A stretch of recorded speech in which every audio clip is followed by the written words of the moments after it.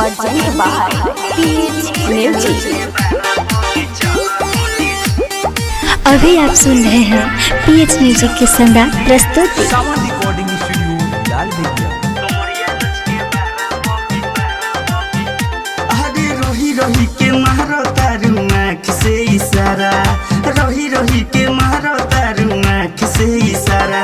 तोर कोमरिया लच के बारा बबी चल होने आरा, तोर कोमरिया लच के बारा बबी चल होने आरा।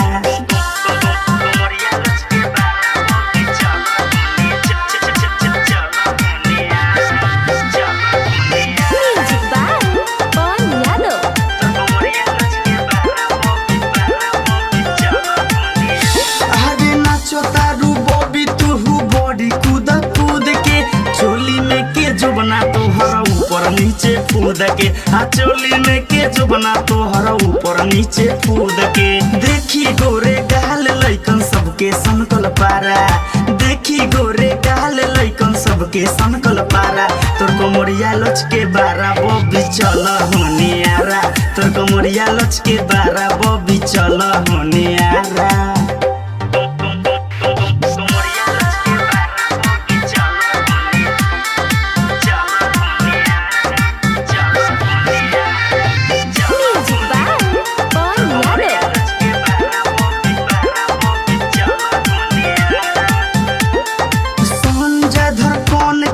कितना बातोर फीस रे, सारा व्यवस्था कर दीही के नीति सरे, सारा व्यवस्था कर दीही जाटा जनरेटर रे।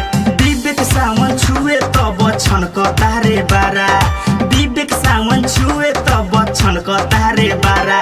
तोर कोमरिया लच के बारा बबी चल होने आरा, तोर कोमरिया लच के बारा बबी चल होने आरा। अरे चल रे। सावन रिकॉर्डिंग स्टूडियो लाल भैया।